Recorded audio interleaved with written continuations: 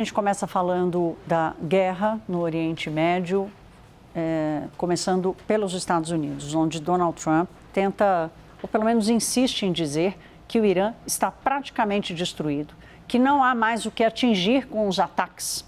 Mas depois de quase 2 semanas de guerra, a inteligência americana concluiu que a liderança do Irã, do regime iraniano, está praticamente intacta. A descrição nos relatórios da inteligência sobre uma realidade que Trump terá que enfrentar. O regime não corre o risco de entrar em colapso tão cedo. A gente vai a Washington com a nossa correspondente Mariana Jangiacomo. Mariana, bem-vinda ao Hora H. O que mais diz esse relatório?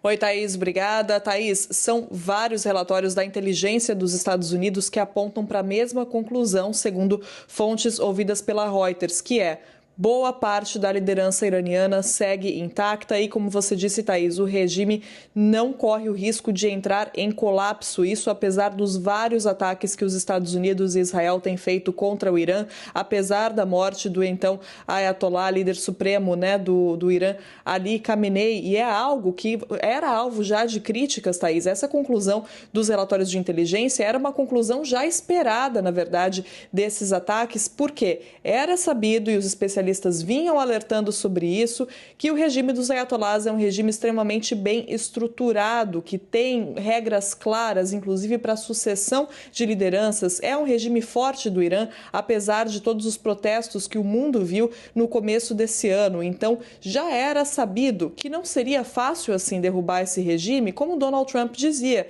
Ele que comparou várias vezes a situação no Irã com a situação da Venezuela, dizendo que seria fácil colocar uma nova liderança que fosse mais moderada, que tivesse um bom diálogo com os Estados Unidos, a exemplo do que os Estados Unidos fizeram na Venezuela com a relação com Delcy Rodrigues. Não foi o que aconteceu e agora isso está claro por esses relatórios da inteligência dos Estados Unidos, no mesmo momento em que os custos financeiros e políticos para Donald Trump são cada vez mais altos, custos financeiros e políticos dessa nova guerra, depois de mais de 10 dias do conflito, com Donald Trump mudando muito o discurso, mas cada vez mais falando sobre os Estados Unidos serem vitoriosos, dando a entender que talvez possa acabar com essa guerra quando quiser, o que as autoridades iranianas contestam, pois dizem, inclusive na primeira mensagem agora atribuída a Mojtaba Khamenei e disseminada pela mídia estatal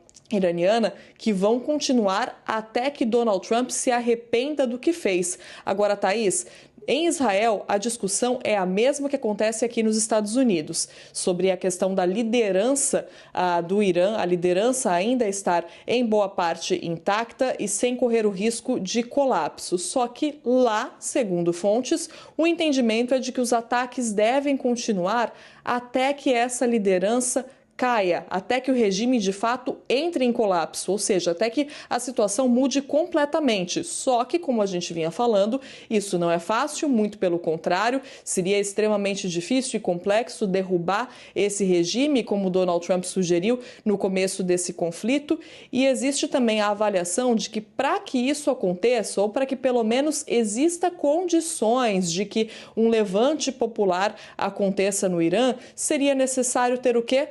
Soldados em solo, justamente o que Donald Trump vinha prometendo durante a campanha que não iria fazer, não descartou a possibilidade até agora, mas certamente se fizer isso, aí os custos políticos serão maiores ainda, Thaís.